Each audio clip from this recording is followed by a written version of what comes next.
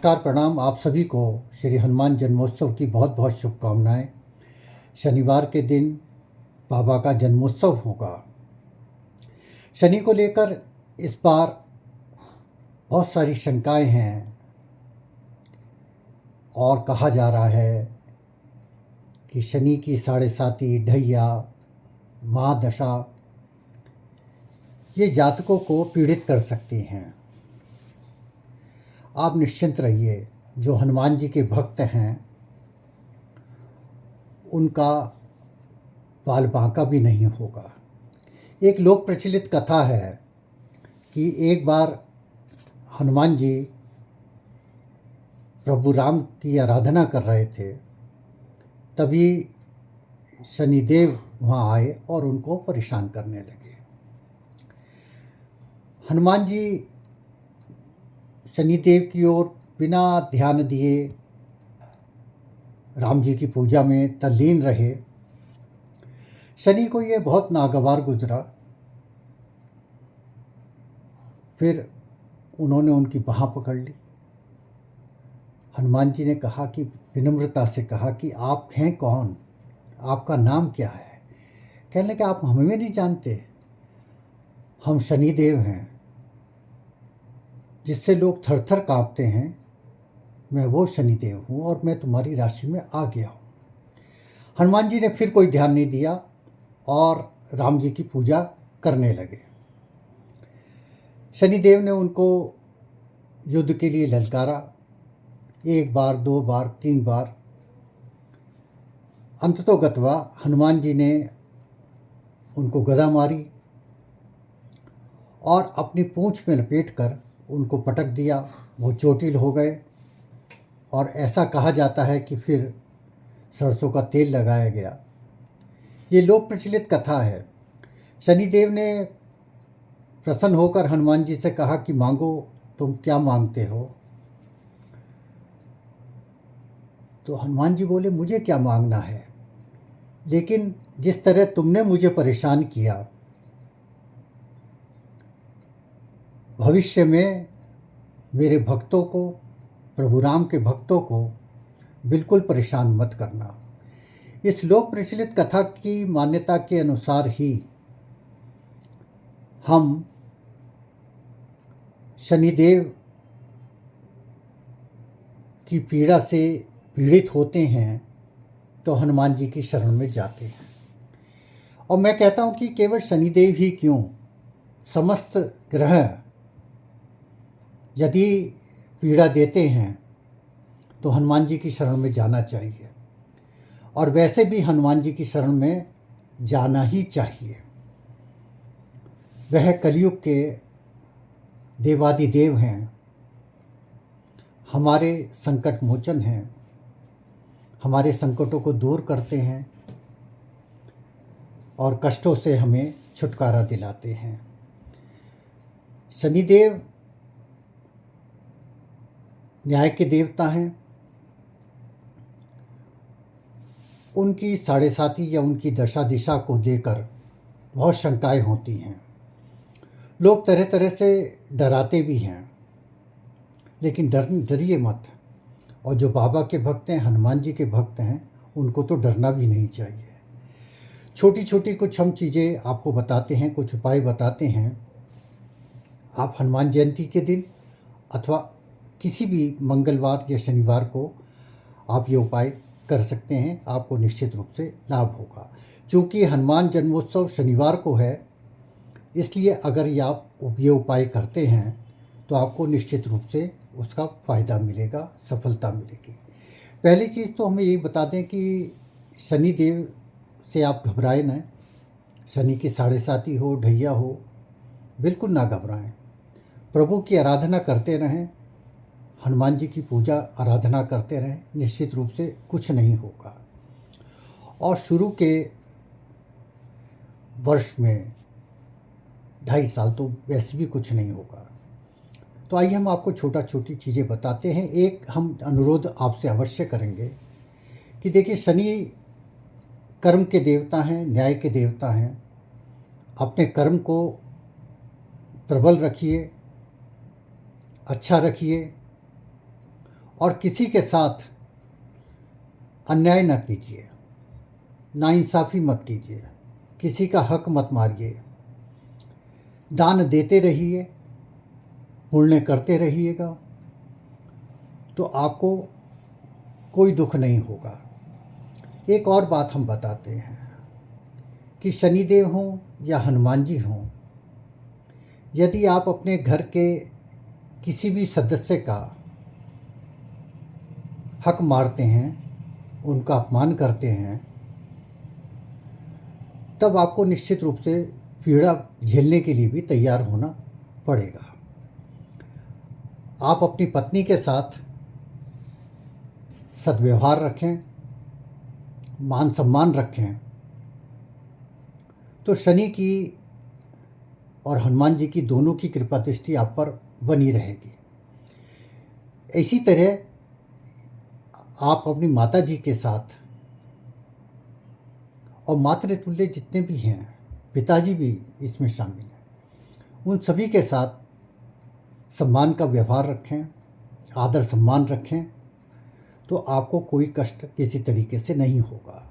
श्री हनुमान जयंती पर हम कुछ उपाय बताते हैं, छोटे छोटे उपाय हैं, आप उसको कर सकते हैं। शनिवार को यानी हनुमान जन्मोत्सव की संध्या काल में, शाम के समय, आपको चाहिए कि सरसों के तेल का एक दीपक जलाएं। ये शनिदेव जी के लिए भी निमित्त होगा और हनुमान जी के भी निमित्त होगा। अखंड दीपक होगा, उसमें आप काले तिल डाल दीजिएगा। काले तिल की आहुति 7 बार होगी। ओम शम शनिश्चराय नमः, ओम हम हनुमते नमः, ओम हम हनुमते नमः, शम शनिश्चराय नमः। इस तरीके से आप काले तिल हाथ में रख के 7 बार उसमें छोड़ दीजिएगा। फिर एक कटोरी लीजिएगा और उसमें सरसों का तेल डालिएगा ज़रा सा, और उसमें काले तिल रखिएगा। दूसरे अपने इस तरीके से, इसे बोलते हैं छायादान, अपनी दृष्टि देखिएगा उस सरसों के तेल में, और वो सरसों का तेल उसी दीपक में आप छोड़ दीजिएगा। क्योंकि सबसे ज़्यादा क्या होता है कि शनि का एक लक्षण होता है कि नेत्र में विकार आता है, और नेत्र बहुत सारी चीज़ों के होते हैं। नेत्र केवल देखना भर नहीं है, बहुत सारी चीज़ें हैं। तो उससे आपको, उस अखंड दीपक से आपको बहुत फ़ायदा होगा। कोशिश करिएगा कि रात को, और कोशिश क्या, मैं तो कहता हूँ कि आपको करना चाहिए, यदि आप किसी भी ग्रह से पीड़ित हैं तो आपको करना चाहिए, हनुमान जी की अग्यारी कीजिएगा, एक उपले पर या उस पर।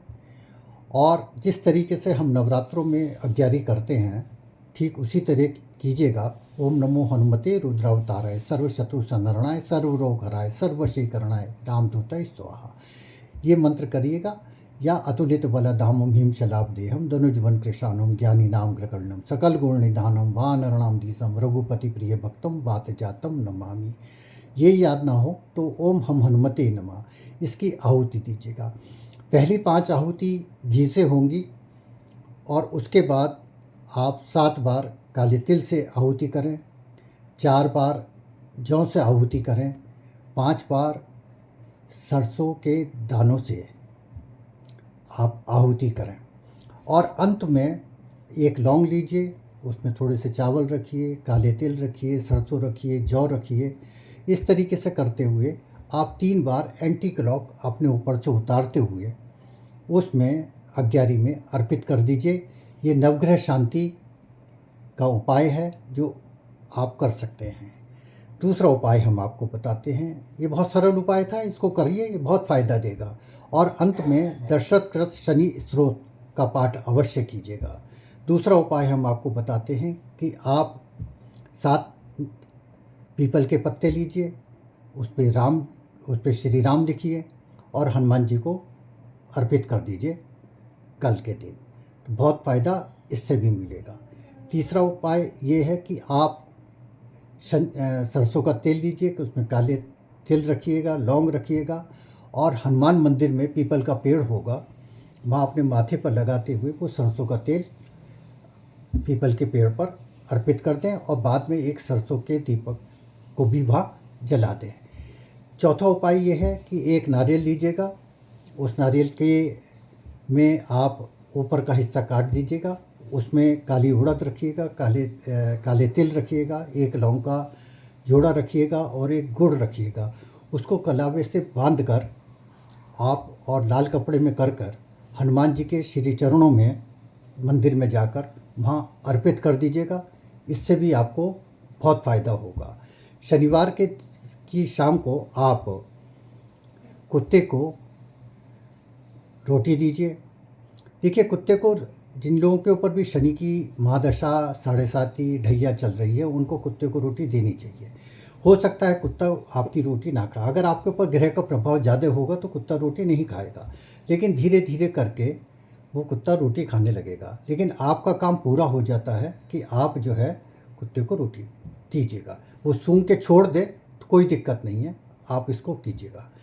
तो इस तरीके से उपाय कीजिएगा। अब हम आपको मंत्र का उपाय बताते हैं कि आप मंत्र का उपाय किस तरीके से कीजिएगा। हाँ, इसमें एक चीज़ और बताते हैं कि कल के दिन शनिवार को आपको दान करना चाहिए। आप सरसों के तेल का दान कीजिए, काले तिलों का दान कीजिए, काली उड़द का दान कीजिएगा। और सबसे अच्छा उपाय ये है कि आप कुष्ठ रोगियों को, यदि आप तरल चीज़ें दान कर देते हैं, साबुन, तौलिया या गुड़ वगैरह, अनाज, ये आप दान करते हैं तो उससे भी आपको बहुत फ़ायदा होगा। और किसी भी और अपने घर में, मैंने आपको कहा कि आर्गुमेंट में बिल्कुल मत करिए, आर्गुमेंट से आपका नुकसान होगा, तो आप ये छोड़िए। अब मैं आपको मंत्र और पाठ की स्थिति बताता हूँ कि भले ही आप और दिनों ना कर सकें, लेकिन कल की आप एक काम कीजिएगा कि 5 बार हनुमान चालीसा, 3 बार बजरंग बाण और एक बार आप हनुमाष्टक, इसका पाठ अवश्य कर लीजिए जब आपको समय मिले। और ये पाठ कोई ज़ोर से नहीं पढ़ना है, मन ही मन करते रहिएगा इसको, तो आपको इसका बहुत फ़ायदा निश्चित रूप से मिलेगा। यथासंभव सुंदरकांड का पाठ आप कर सकते हैं। और एक अचूक पाठ है, वो है वडवानल स्तोत्र। आपको मिल जाएगा, आप प्ले स्टोर पे जाके वडवानल स्तोत्र डाउनलोड कर लीजिएगा और उस वडवानल स्तोत्र को आप उससे सुनिए। उसका अगर संभव हो तो 3 बार सुनिए, अन्यथा रात में 1 बार वडवानल स्तोत्र को अवश्य सुनिए। ये तांत्रिक पाठ है हनुमान जी का, और इसमें तंत्र सिद्धियां हैं, तो बहुत कुछ ग्रह पीड़ा का निवारण भी इससे हो सकता है, और बहुत हो सकता है क्या होगा। तो हमारी मान्यता ये है कि आप शनिदेव से बिल्कुल ना घबराएं, हनुमान जी की शरण में जाएं, हनुमान जी का पाठ करते रहें। और जिन जातकों के ऊपर शनि की साढ़े साती, ढैया ये कुछ चल रही है, उनसे भी हमारा अनुरोध है कि वो मांस मदिरा का बिल्कुल सेवन ना करें इस दौरान, हनुमान जी की पूजा करें। और अगर कर सकते हों तो 5 या 3 बार हनुमान चालीसा और बजरंग बाण के पाठ नियमित रूप से करते रहें। आपकी मनोकामना हनुमान जी पूरा करेंगे। तो ये छोटे छोटे उपाय शनिदेव से संबंधित थे। और जाते जाते एक अनुरोध, यदि आपको हमारा चैनल पसंद आ रहा है तो कृपया सब्सक्राइब कीजिए। नमस्कार, प्रणाम।